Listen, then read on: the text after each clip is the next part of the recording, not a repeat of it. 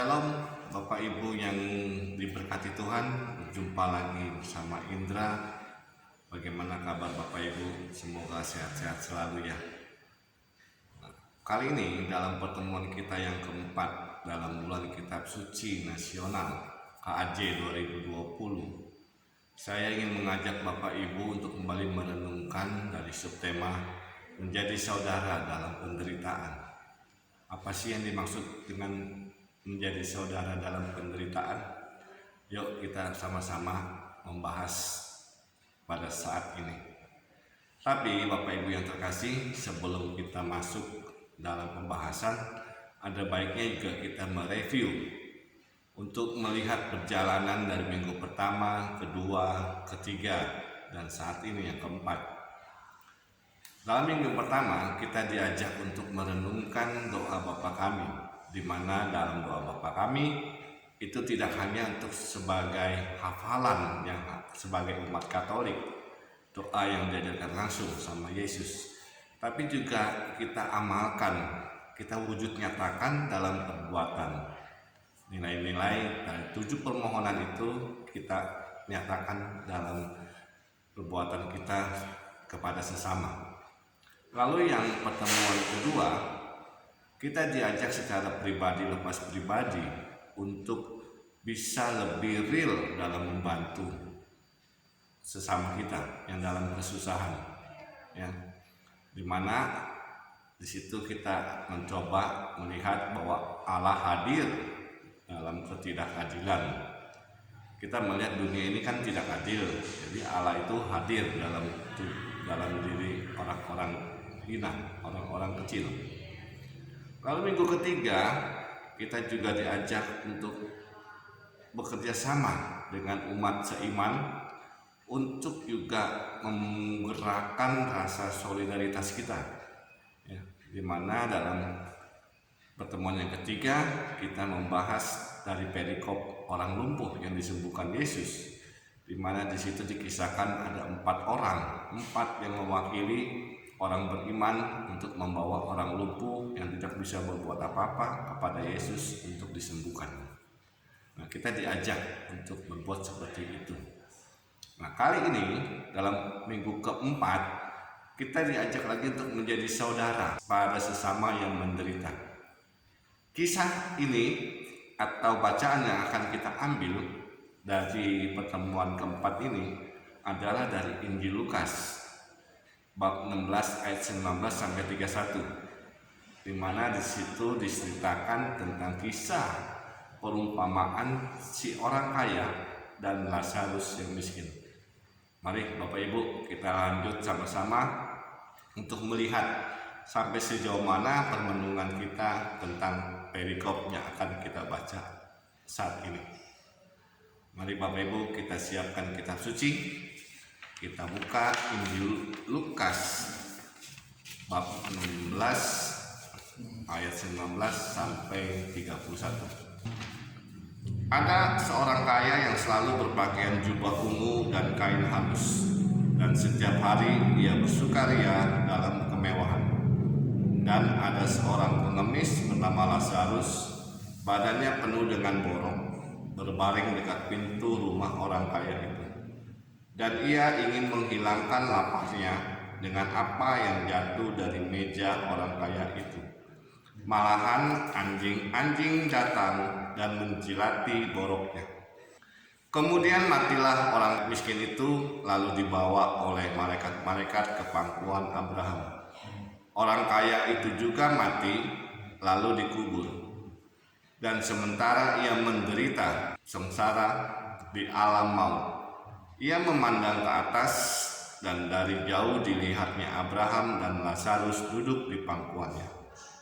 Lalu ia berseru, katanya, "Bapa Abraham, kasihanilah aku, suruhlah Lazarus supaya ia mencelupkan ujung jaringnya ke air dan menyejukkan lidahku, sebab aku sangat kesakitan dalam nyala api ini." Tetapi Abraham berkata, "Anak, ingatlah bahwa engkau telah menerima segala yang baik sewaktu hidupmu, sedangkan Lazarus segala yang buruk. Sekarang ia mendapat hiburan dan engkau menderita. Selain daripada itu, di antara kami dan engkau terbentang jurang yang tak terseberangi, supaya mereka yang mau pergi dari sini kepadamu, ataupun mereka yang mau datang dari situ kepada kami, tidak dapat menyeberang. Kata orang itu, kalau demikian, aku minta kepadamu Bapa, supaya engkau menyuruh dia ke rumah ayahku, sebab masih ada 5 orang saudaraku, supaya ia memperingati mereka dengan sungguh-sungguh, agar mereka jangan masuk kelak ke dalam tempat penderitaan ini. Tetapi kata Abraham, ada pada mereka kesaksian Musa dan para nabi. Baiklah mereka mendengarkan kesaksian itu. Jawab orang itu, tidak Bapa, tetapi jika ada seorang yang datang dari antara orang mati kepada mereka, mereka akan bertobat.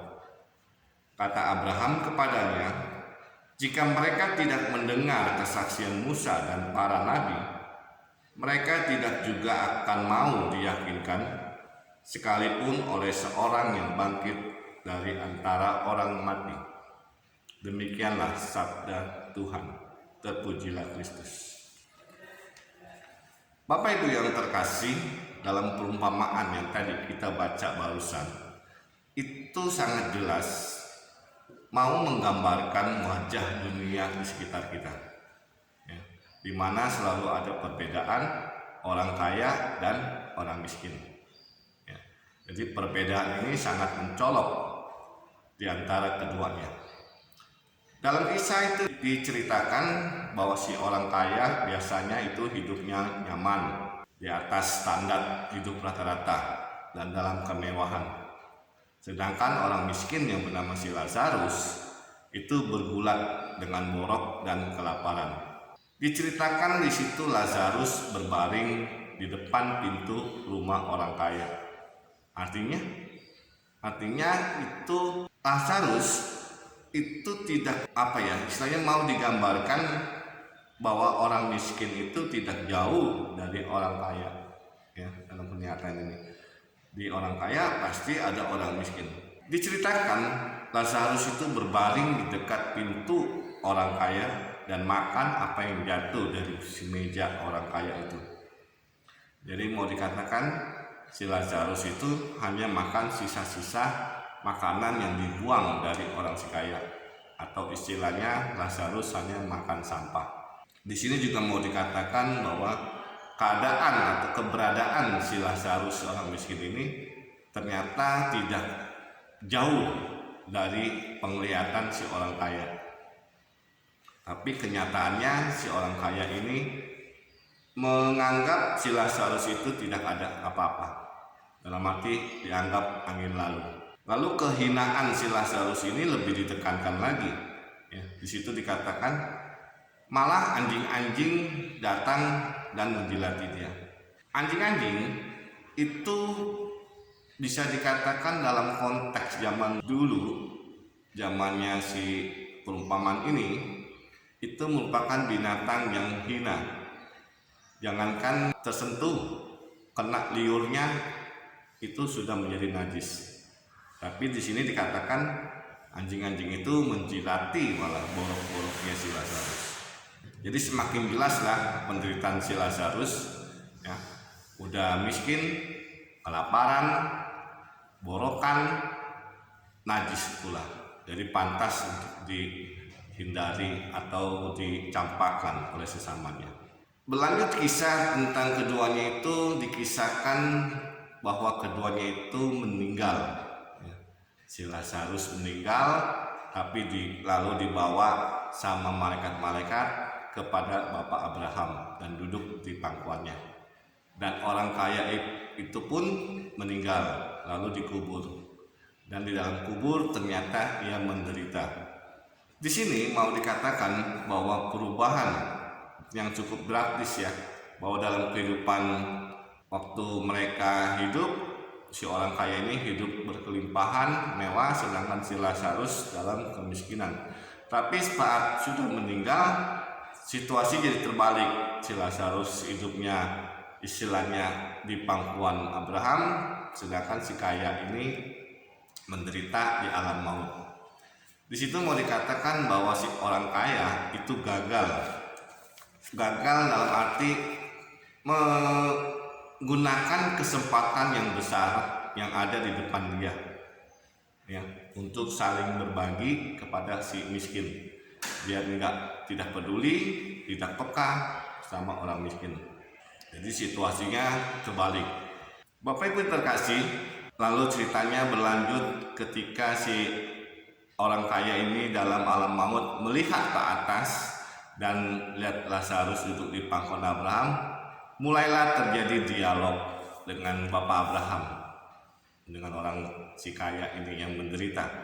Nah, dalam dialog tersebut pun ternyata sifat angkuh yang didapatkan atau yang dimiliki oleh orang kaya itu tidak hilang begitu saja. Walaupun dia sudah menderita, tapi sifat angkuhnya itu, sifat sombongnya itu masih menempel. Dia dengan berani mau menyuruh-nyuruh si Lazarus untuk melakukan sesuatu sampai 2 kali. Ya, diceritakan di ayat 24. Di situ si kaya menyuruh Bapak Abraham supaya Lazarus itu mencelupkan jarinya, ya, untuk menyejukkan lidahnya. Lalu yang kedua, si orang kaya ini menyuruh Bapak Abraham untuk bilang kepada si Lazarus untuk pergi kasih tahu keluarga saudara-saudaranya, karena sebab masih ada 5 orang lagi yang masih hidup mewah di dunia itu. Dalam dialog selanjutnya di antara si kaya dan Bapak Abraham, ini merupakan inti dari permenungan atau perumpamaan saat ini. Itu ada pesan moral yang mau disampaikan oleh Bapak Abraham. Di situ Bapak Abraham menyinggung bahwa agar manusia semasa hidupnya di dunia itu untuk bisa mendengarkan kesaksian Musa dan para nabi. Kenapa Musa dan para nabi? Karena Musa itu telah meletakkan dasar kehidupan bagi bangsa Israel saat itu, yang tertulis dalam kitab-kitab Taurat, ya. Sedangkan para nabi itu mewartakan jalan Tuhan.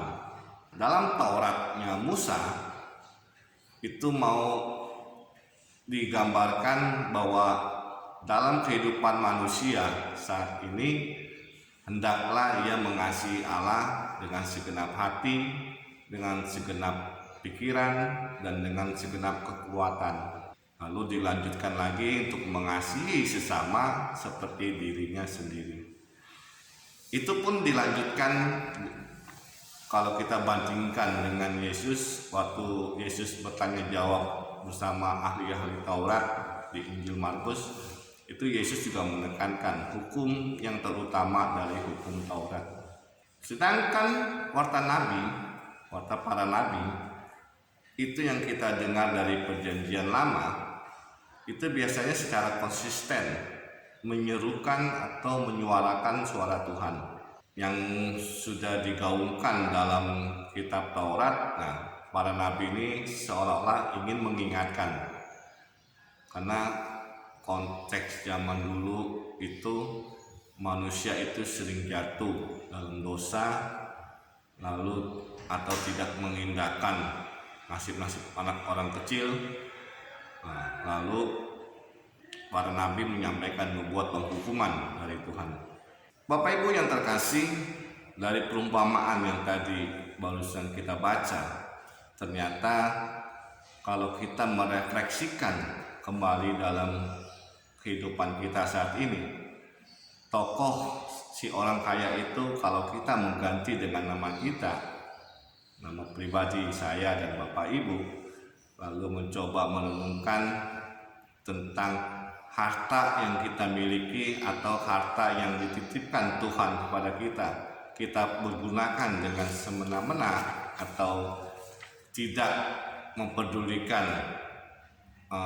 sesama, itu bisa mengakibatkan atau bisa membuat kita ini seperti cerita dalam perumpamaan ini, ya.